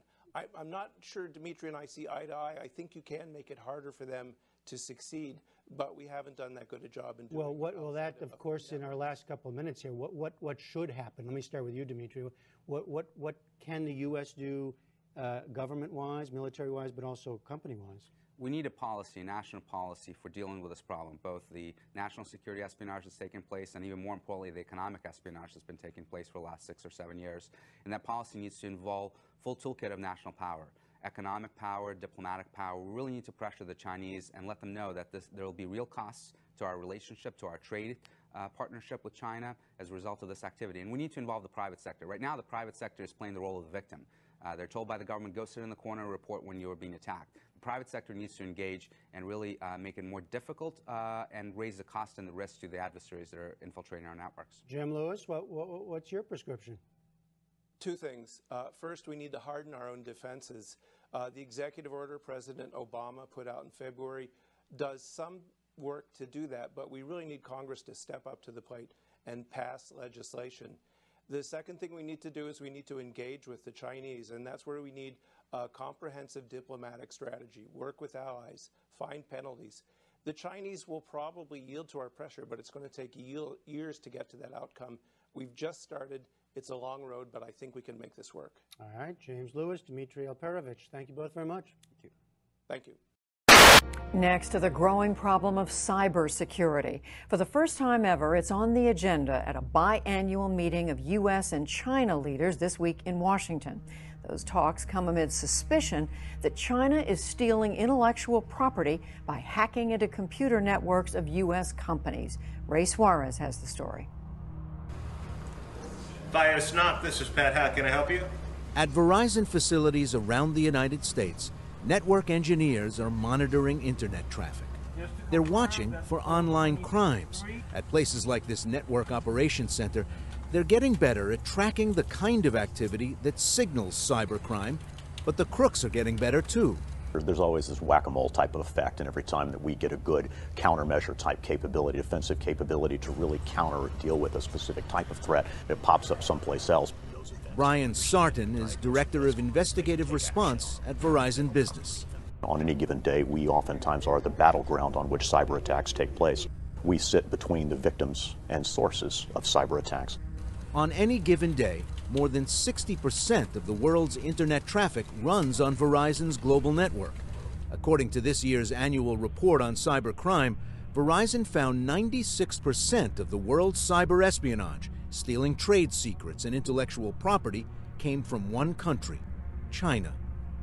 Security specialists say China is using theft as a national development strategy, pilfering software for wind turbines, fiber optic cable technology, blueprints for weapon systems like the Joint Strike Fighter. Parachuting. James Mulvenin keeps a close eye on the Chinese military and cyber warfare. The Chinese realized about 10 years ago that they'd had a very shallow economic modernization. They received our components, were assembling them and re-exporting them. They realized they wanted to go deeper. They wanted to do their own innovation. But state-directed innovation is quite difficult. So they realized in many cases the only way that they could jumpstart the kind of indigenous innovation that they wanted was to be able to steal the technology. Mulvenin says China moved from stealing U.S. military and government secrets to industrial espionage around 5 years ago. In roughly 2007 to 2008, however, precisely the same time that this new indigenous innovation push came from Beijing, we began seeing them go after companies at the heart of the American innovation economy. And so now it's both the traditional classified computer network intrusion activity as well as this new focus on commercial espionage. Companies targeted by hackers and thieves won't talk about it publicly. They're loath to let competitors or shareholders know they've had business plans, data, and designs stolen. But one veteran cybersecurity investigator detected scores of important documents stolen over the course of a decade at a company that's now defunct. When we found out that we had a problem with the stealing of data out of our big document server, we found that the access was coming into our network where the attack was occurring was through remote access. Brian Shields worked for Nortel, the Canadian telecommunications giant that once employed nearly 100,000 people. He said scores of documents were stolen before Nortel knew the Chinese had penetrated their systems, and that Nortel failed to beef up cybersecurity. We were tracing the origination of the login activity and saw that it was coming mostly when the downloads were occurring, was coming from the Shanghai area in China. Nortel filed for bankruptcy in 2009. I asked Brian Shields if he thought all the cyber stealing from Nortel contributed to the downfall of the company. Absolutely. They kept stealing and stealing and stealing.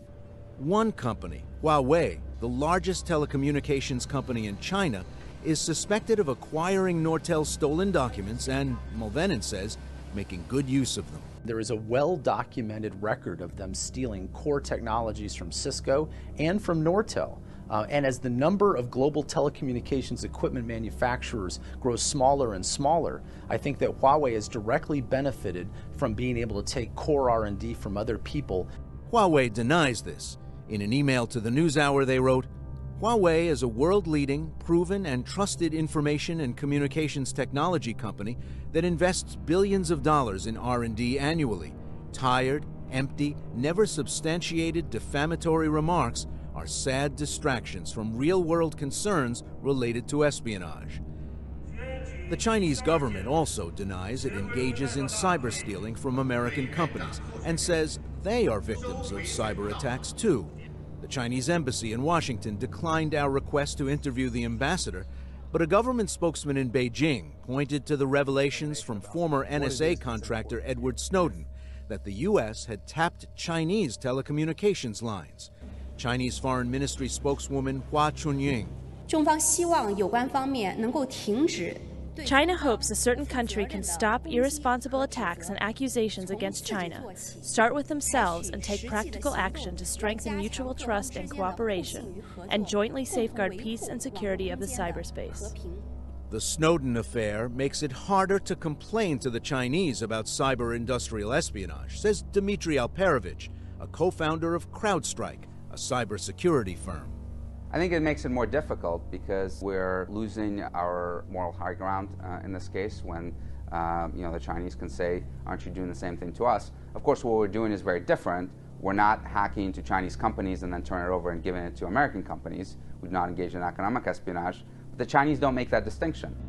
One major source of Chinese cyber espionage that's gotten a lot of attention recently is a military unit called 61398. It's located in a nondescript building in Shanghai. Mulvenin says the frequency and severity of attacks are reaching new highs, and that the U.S. government and American industries have had enough and are mobilizing. Chinese cyber hacking has been going on for a long time. What's new is that we're finally fed up and trying to do something about it. Republican Congressman Mike Rogers, the chair of the House Intelligence Committee, has proposed legislation that would deny visas to Chinese citizens involved in cyber theft and freeze their assets, too. This is all about making sure that those actors that we can identify, and believe me, we can identify them, they understand that there is a cost for their cyber espionage. Democratic Senator Carl Levin and 3 Senate co-sponsors want to take the profit out of cybercrime. They've introduced legislation that blocks products that use stolen intellectual property from entering the U.S. market. You got to hit people in their wallet. If you want to finally act against cyber theft of your intellectual property, if you really want to stop it, you got to have some remedy that bites. Some cybersecurity experts are demanding a more direct approach. Got hackers stealing your intellectual property over the internet? Use the internet to go steal it back. But right now, that's against the law. Dmitry Alperovich. What we want is for private companies and individuals that are victims of this activity to have authorities that they enjoy in the physical space of defense of property. Today, if someone steals your data and takes it to another machine, a bad guy's machine, and you have full proof, you have logs that that activity has taken place, you are not authorized to go into that machine to take your data back. Banks bundle money with exploding die packs, making it easier for police to identify robbers. After the Russians invaded and unleashed a cyber attack against Georgia in 2008, the Georgian government counterattacked with the equivalent of a cyber die pack. They knew that the adversary was on a particular machine, and they placed a document that was titled Georgia-NATO Negotiations, a Word document, on that machine that was immediately taken by the bad guy. And when they opened it up on their machine, it beaconed back to the Georgians. They activated the webcam, they took his picture, and published that information for everyone to see. Alperovich says this type of cyber counter-espionage is an effective way for American companies to find who's stealing their material. Effective, maybe, but currently illegal. Verizon's Brian Sarton says he's focused on building better cyber defenses. If you see a flurry of activity from a particular place, can you fight back, or do you have to just get better at taking a punch all the time? Is it possible to fight back? Yes, absolutely. But there are so many complexities that get involved, especially you start talking about legalities, crossing borders and facets like that, and that's unfortunately a very, very mucky area. So we are entirely focused on defense and, as you put it, taking a punch. Both the United States and China have a lot on the line, plenty of mutual interests, and reasons to avoid escalating cyber war or trade war. The two countries continue their meetings this week.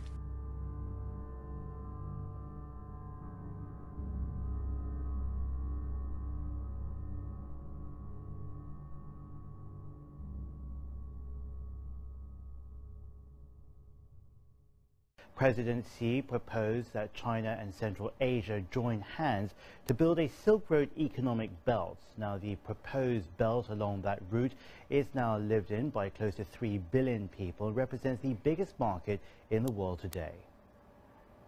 To forge closer economic ties, deepen cooperation, and expand development in the Euro-Asia region, we should take an innovative approach and jointly build an economic belt along the Silk Road.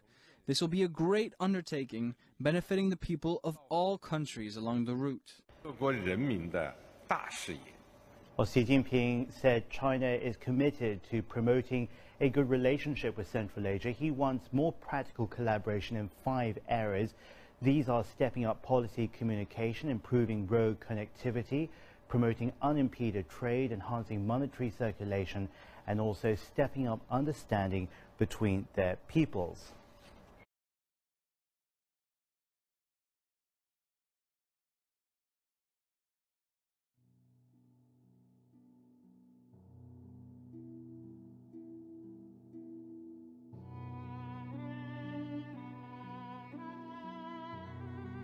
The Washington Free Beacon's Bill Gertz, who joins me now. Bill, welcome back to the program. It's always good. Hi, John. Good to be on the show.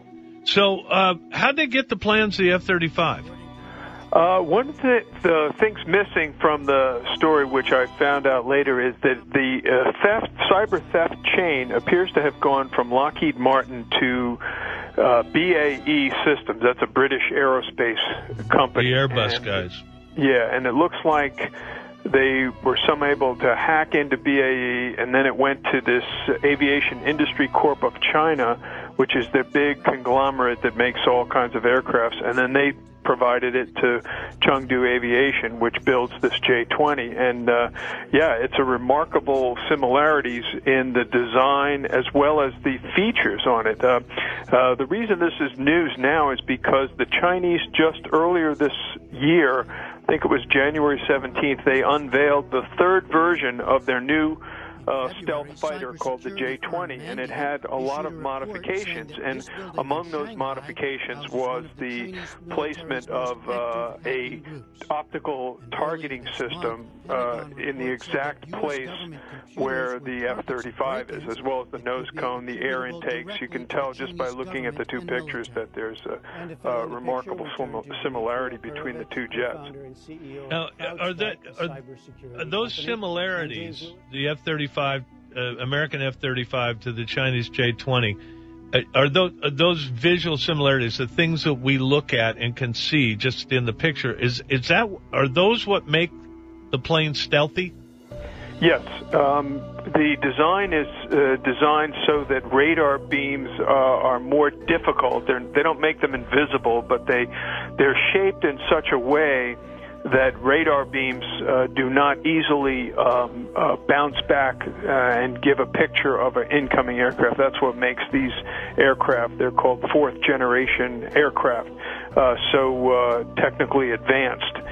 If you can get through air defenses, that's the key to survival in the air-to-air battle and air-to-ground battle. So this is a pretty significant step forward. The Chinese, by the way, unveiled this J-20 back in 2011 during the visit of Defense Secretary Robert Gates, and he writes in his book how angered he was. At the time, of course, he was all smiles and handshakes with the Chinese, but a couple years later now in his book, he talks about how angry he was that they unveiled this plane during his visit to Beijing. Did he call him on it? It's not clear to me. He tried to finesse it by saying that, well, when he questioned the Chinese leadership, the defense minister, I believe, they kind of feigned ignorance, didn't know that this thing had been flight tested, which is pure bunk. I mean, basically, they did it to send a political message that, look, we now have a stealth fighter. That we have your stealth fighter. Yes, built with your technology. Yeah, well, okay, so how much does that I mean, we've spent billions on the F-35, haven't we? Yes. Oh, the F-35 has been a very troubled aircraft, and part of the problem with the F-35, it's kind of a classic case of an aircraft built by committee. They wanted three versions: an Air Force version, a Navy version, and then a Marine version, which had this vertical takeoff and landing. And the cost overruns were huge. The other problem was, too, going back to Gates, he decided, and there was really no cost-benefit analysis back in the late 2000s, to kill off the F-22, which is the other super advanced aircraft that the U.S. military has, and he killed that one off in favor of the F-35, and so they put all of their eggs in the F-35 basket, and then they had all these problems with it, and so it's been a very troubled aircraft. And now, I quoted Rick Fisher, this one analyst, who said that if the Chinese also obtained details of the sensors used in the F-35, they could develop countermeasures. In other words, they could shoot it down if it came to that in some kind of a future conflict. Well, okay, that was my next point, or question to you, is so how much does this compromise our ability to if we had a fight with the Chinese, how much does this compromise our superiority? Well, the simple answer is we don't know until they had a chance to get up close and look and go over the J-20. They wouldn't really know all of its capabilities. But this compromise of technology is just the latest example of technology theft by China, and there have been some extremely damaging losses, the most visible of which was they stole the Aegis battle management system, which is the heart of our modern Navy. All of our Aegis warships today, modern warships, have this large Aegis system which can track satellites and ground targets thousands of miles away, and it's an amazing system. And they fielded that in their own Aegis-type ships using a combination of our stolen technology, Russian purchased technology, and then a little bit of Chinese indigenous technology. Are we just, is this country just one giant sieve? Does everything that we have that, is important to us, that we spend a lot of money to develop, does it all just go rolling out to whoever, China, Russia, whoever wants it and wants to steal it? They have no problem getting their hands on it? That's an excellent question, and I would pose the question to our members of Congress that are responsible for overseeing our technology and our national security. If you realize that there are frequent arrests of Chinese agents, usually for stealing technology of some sort or other, but there's never been an expulsion that I'm aware of in the last 10 or 15 years of Chinese agents intelligence operatives who've been caught. So there's some deficiency in our counterintelligence efforts. In other words, this has been taking place for decades, and where's the FBI? Why isn't the FBI out there stopping it? And the problem is that you have these kind of pro-China, pro-trade officials who dominate the policy and intelligence community who say, oh, let's not worry about that. In the case of the Obama administration, they're going even further. In fact, under Obama, he has tried to loosen technology controls on sensitive technology for export to China, and this has made it even more difficult to prevent the loss of strategic military and other dual-use technologies. And while we're borrowing money from China and loading up on Walmart Chinese goods, they're building their military at a very rapid rate. I think they if I'm not mistaken, a recent story said they were going to increase defense spending 12% this year. Yes, and it's an aggressive military buildup, and they're not building up their military in a Soviet-style way. In other words, they're not building missiles to counter U.S. missiles. They're going at it in an asymmetric way. They've decided, look, we know how to defeat the U.S. If we attack their satellites, we can cripple their military in any conflict. If we break in and use cyber attacks, we can shut down their communications network, and they won't be able.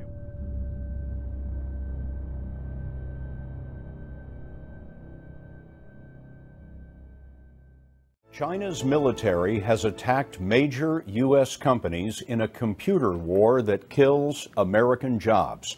That is the allegation today in a grand jury indictment of Chinese military officers. They were charged with identity theft and economic espionage. It is a first that is already raising tensions between the two countries. Here's Bob Orr. The FBI today issued wanted posters for 5 members of the Chinese military, now charged with running a cyber espionage operation targeting U.S. companies. Prosecutors say the men work inside the People's Liberation Army as part of an elite hacking unit, codenamed 61398. John Carlin is the Assistant Attorney General for National Security. For the first time, we are exposing the faces and names behind the keyboards in Shanghai used to steal from American businesses. From this building in Shanghai, prosecutors say the members of 61398 stole corporate secrets, product specs, and private memos from 5 U.S. companies. Among them, Westinghouse. Prosecutors say the Chinese cyber spies stole confidential technical information from Westinghouse, as the U.S. firm was building 4 nuclear power plants in China. The hackers stole trade secret designs for components of those plants. To be clear, this conduct is criminal. Prosecutors identified SolarWorld, a solar products company, as another victim. Hackers allegedly stole pricing and production secrets from that company, and then Chinese competitors flooded the U.S. market with cheaper solar panels. SolarWorld eventually shut down a plant in California. U.S. Attorney David Hickton says the economic damage hits companies and individual workers. I am saying that this cyber hacking leads directly to the loss of jobs here in the United States. Now, the U.S. government had been privately pressing the Chinese to rein in its hacking program. When those efforts failed, the Justice Department then unveiled the criminal charges we saw today.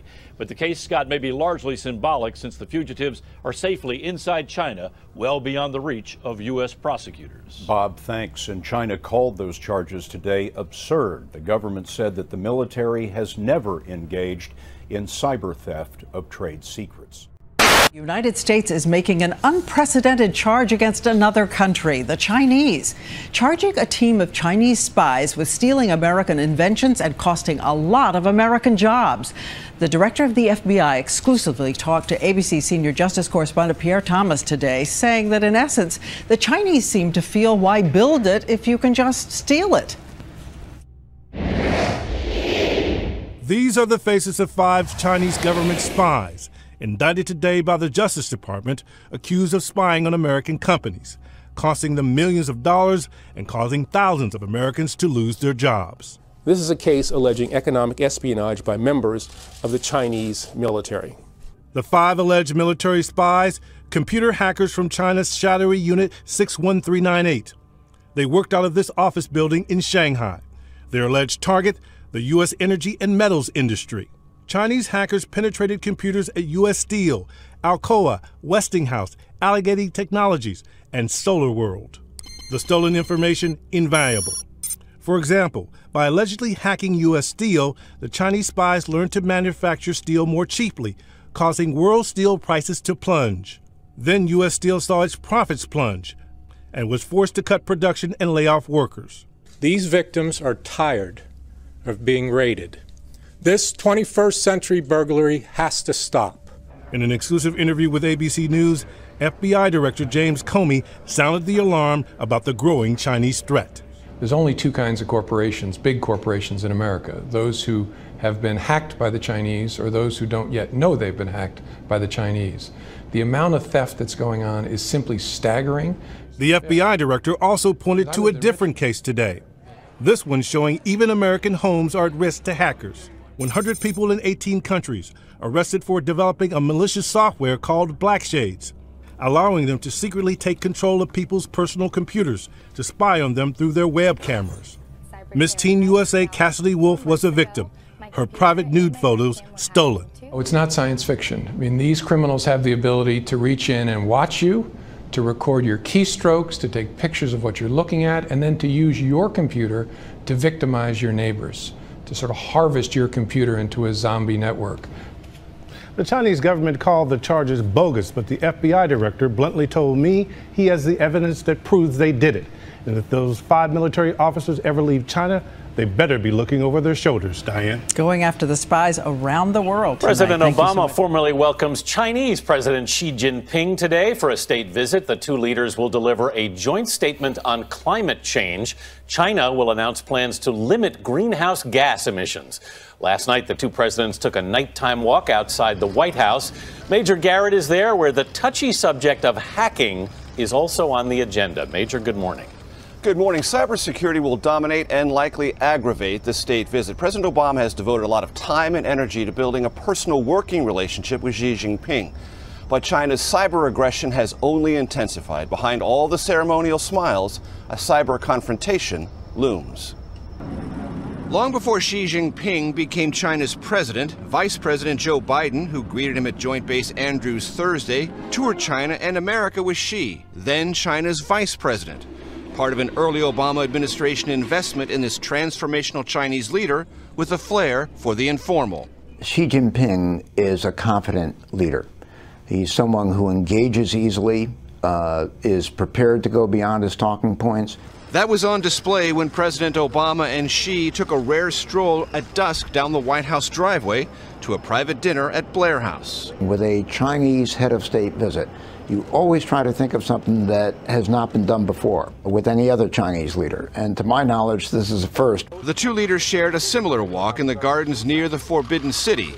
But for all of this personal rapport, China's cyber attacks on American business secrets and intellectual property have infuriated the White House, as President Obama made clear last week. That we consider an act of aggression that has to stop. And we are preparing a number of measures that will indicate to the Chinese that this is not just a matter of us being mildly upset. The threat of U.S. economic sanctions casts a pall over the state visit.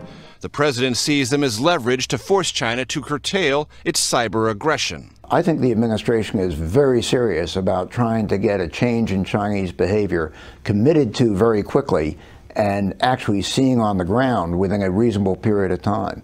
And that is going to be difficult. The White House separates talks with China over cybersecurity into two separate camps. One, attacks on businesses must end. But the kind of espionage that led to the compromising of personnel records of more than 21 million Americans through the Office of Personnel Management, well, that's just spying. And Vanita, top officials say both sides do it. There's no reason to complain about it or try to punish it. Lots to talk about. Major, thank you.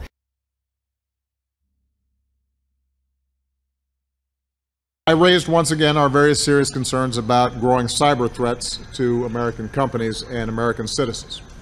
I indicated that it has to stop. The United States government does not engage in cyber economic espionage for commercial gain. And today, I can announce that our two countries have reached a common understanding on the way forward. We've agreed that neither the U.S. or the Chinese government will conduct or knowingly support cyber-enabled theft of intellectual property, including trade secrets or other confidential business information for commercial advantage. In addition, we'll work together and with other nations to promote international rules of the road for appropriate conduct in cyberspace. So this is progress, but I have to insist that our work is not yet done. I believe we can expand our cooperation in this area, even as the United States will continue to use all of the tools at our disposal to protect American companies, citizens, and interests.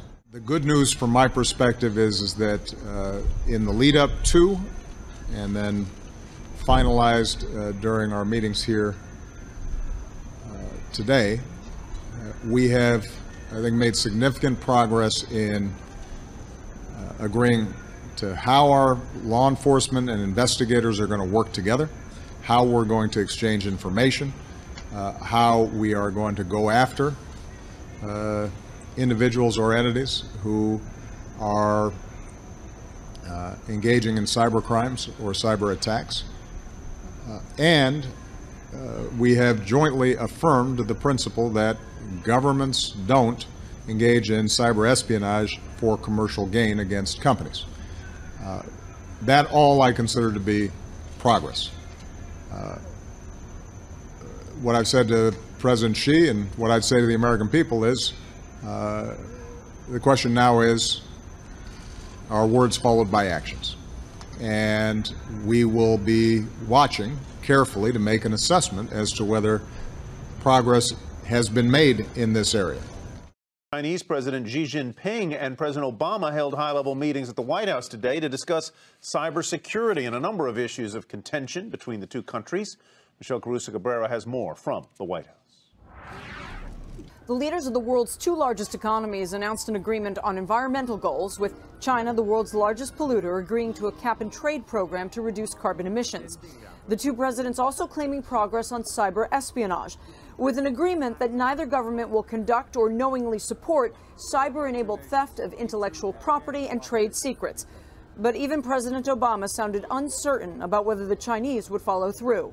What I've said to President Xi and what I'd say to the American people is, the question now is, are words followed by actions?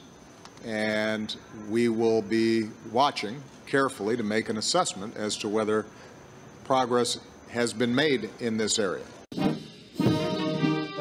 President Xi was greeted on the South Lawn with the most senior members of President Obama's cabinet on hand to receive him.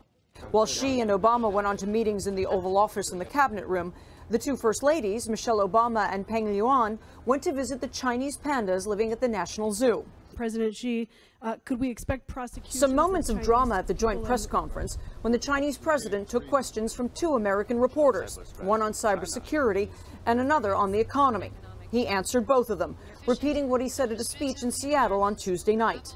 China strongly opposes and combats the thefts of commercial secrets and other kinds of hacking attacks. Still, the moment was significant. His predecessor, Hu Jintao, back in 2011, ignored an American reporter's question about human rights, then pretended that he was having technical issues and couldn't hear, before finally giving an awkward answer. No such awkwardness today, even though cybersecurity is clearly a tense issue. Just last week, President Obama raised the possibility of sanctions in retaliation for alleged Chinese military hacking. Today, President Obama said that has to stop. For a Nightly Business Report, Michelle Caruso Cabrera at the White House.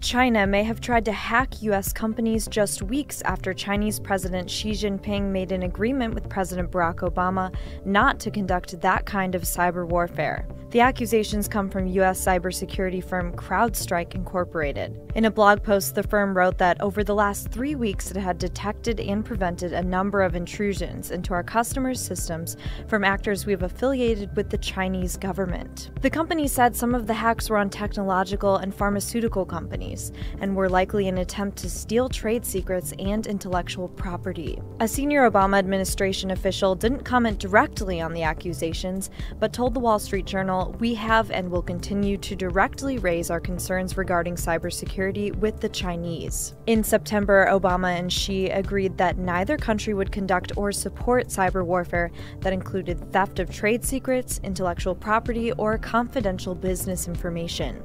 CrowdStrike says the first hack was just 1 day after the agreement was inked.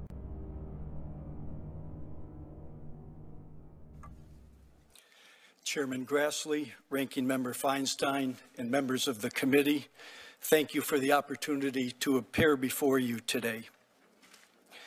The United States is the world's sole superpower and single largest economy, but our prosperity and place in the world are at risk because the Chinese government and its proxies are aggressively exploiting our nation's economy, technology, and information. I believe this is the most severe counterintelligence threat facing our country today. It's impossible to overstate the differences between the American and Chinese systems. China is an authoritarian, one-party state where the Chinese Communist Party reigns supreme. At the party's direction, the Chinese government dominates every facet of Chinese life through actions such as censorship, central economic planning, and leveraging intrusive technologies. Any semblance of free enterprise, free speech, or religious freedom exists merely at the whim of the party.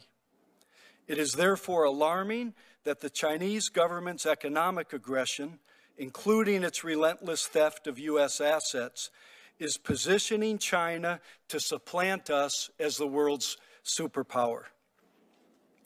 Since World War II, the United States and our allies have created an international order that has led to greater peace, prosperity, and human rights than at any other time in human history. The Chinese government has been exploiting this order while simultaneously trying to challenge and replace it. The resulting double standards are everywhere. China tries to dominate internet governance to benefit Chinese telecom companies. Yet China censors its own internet and eliminates data privacy. A Chinese police officer becomes president of Interpol, yet that official later disappears into China's opaque criminal system, accused of vague crimes and never seen again. China ratifies the UN Convention on the Law of the Sea, yet builds artificial islands in disputed waters. China claims to champion the developing world, yet China's loans create debt traps and undermine sovereignty. The Chinese government pursues its goals by any means necessary. Some are clearly illegal, like economic espionage and computer intrusions. Even those that appear legal often rely on deception, such as front companies or digital backdoors. Some are lawful but not reciprocal, exploiting the openness of free nations. That's why investigations and judicial actions are critical, but we need an even broader response to this threat. We must continue to inform businesses about supply chain risks and insider threats, inform academia about talent recruitment programs and theft of research, inform the Chinese diaspora community about coercive repatriations, inform police and public officials about threat indicators, and inform the public about data risks and malign foreign influence. As the United States pursues a whole-of-society response to this threat, we must address the vulnerabilities within our system while preserving our values and the open, free, and fair principles that have made us thrive. What hangs in the balance is not just the future of the United States, but the future of the world. Thank you.